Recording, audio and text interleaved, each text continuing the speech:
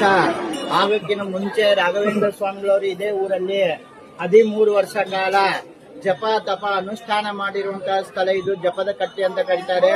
ಪೂಜ್ಯಾಯ ರಾಘವೇಂದ್ರಾಯ ಸತ್ಯ ಧರ್ಮ ರಥಾಯ ಚ ಬದುತಾಂ ಕಲ್ಪವೃಕ್ಷಾಯ ನಮತಾಂ ಕಾಮಧೇನವೇ ಅಂತ ಹೇಳಿ ರಾಘವೇಂದ್ರ ಸ್ವಾಮಿಗಳವರು ಸ್ತೋತ್ರವನ್ನ ರಚನೆ ಮಾಡಿದವರು, ಬರೆದವರು ಅಪ್ಪಣ್ಣಾಚಾರ್ಯ ಅವರ ಜನ್ಮಸ್ಥಳ.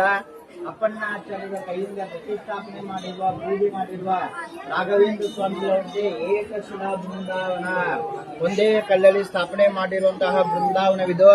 ರಾಘವೇಂದ್ರ ಸ್ವಾಮಿಗಳವರು ಅಪ್ಪಣ್ಣಾಚಾರ್ಯರಿಗೆ ವಿಶೇಷವಾಗಿ ಜ್ಯೋತಿ ರೂಪದಿಂದ ದರ್ಶನ ಕೊಟ್ಟಿರುವಂತಹ ಸ್ಥಳ.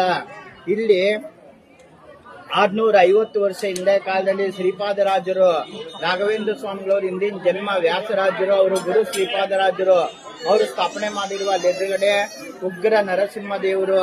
ಅಪ್ಪಣ್ಣಾಚಾರ್ಯರು ನಿತ್ಯ ಸಂಸ್ಕೃತ ಪಾಠ ಹೇಳಿಸ್ಕೊಡ್ತಾ ಇದ್ರು. ಪಾಠದ ನಂತರ ಶಿಷ್ಯಂದ್ರನ್ನ ತಮ್ಮ ಮನೆಯಲ್ಲಿ ಕಳಿಸಿದಾಗ ಭವತಿ ಭಿಕ್ಷಾಂ ದೇಹಿ ಅಂತೇಳಿ ಭಿಕ್ಷ ತಂದಂತಹ ಅಕ್ಕಿಯನ್ನ ಒಂದು ಮಡಿ ವಸ್ತ್ರದಲ್ಲಿ ಗಂಟು ಹಾಕಿಂದೆ ಅಲ್ಲಿ ಗಿಡ ತುಂಬಿಟ್ಟು ಹೂ ಹಾಕ್ತಾ ಇದ್ರು. ಅಲ್ಲಿ ನರಸಿಂಹ ದೇವರಿಗೆ ಇಲ್ಲಿ ಎದುರುಗಡೆ ನೋಡ್ಬೇಕು, ವ್ಯಾಸರಾಜರೇ ಪೂಜೆ ಮಾಡಿರುವ ಹನುಮನ್ ದೇವರು. ಈ ಹನುಮನ್ ದೇವರಿಗೆ ಅಭಿಷೇಕ ಮಾಡಿರುವಂತಹ ತೀರ್ಥವನ್ನ ಆ ಅಕ್ಕಿಗೆ ಪ್ರೋಕ್ಷಣೆ ಮಾಡಿದಾಗ ಬೆಂಕಿ ಇಡ್ಲಾಗಿ ಅನ್ನ ಆಗೋದು. ಹಾಕೊಂಡು ಊರ ಹೆಸರು ಭಿಕ್ಷಾಲಯ, ಹಳೆ ಕಾಲದ ಹೆಸರು ಭಿಕ್ಷಾಲಯ, ಈಗ ಎಲೆ ಭಿಕ್ಷಾಲಯ ಅಂತ ಆಗಿದೆ.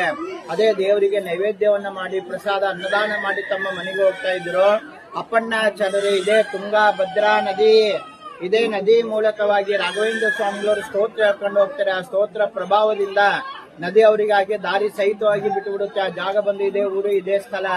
ಇಲ್ಲಿ ಭಕ್ತಾದಿಗಳ ಪರವಾಗಿ ನಾವು ದೇವರಿಗೆ ನಿತ್ಯ ಪೂಜೆ, ಪಂಚಾಮೃತ ಅಭಿಷೇಕ, ಅನ್ನದಾನ ಜೊತೆಗೆ ಹೋಮ ಕೂಡ ಇಲ್ಲಿ ನಾವು ಮಾಡ್ತೀವಿ. ಇವತ್ತಿನ ದಿನ ಬೆಳಿಗ್ಗೆ ಹೋಮ ಕೂಡ ಆಗಿದೆ. ಅನ್ನದಾನಕ್ಕಂತ ಪೂಜೆ ಅಂತ ನಿಮ್ಮ ಕೈಲಾದಷ್ಟು ಹಣ ಕಾಣಿಕೆ ದೇವ್ರ ಪೂಜೆಗಾಗಿ ಕೊಡುವಂತಹ ಇಷ್ಟ ಇತ್ತಂದ್ರೆ ಕೊಡಬಹುದು.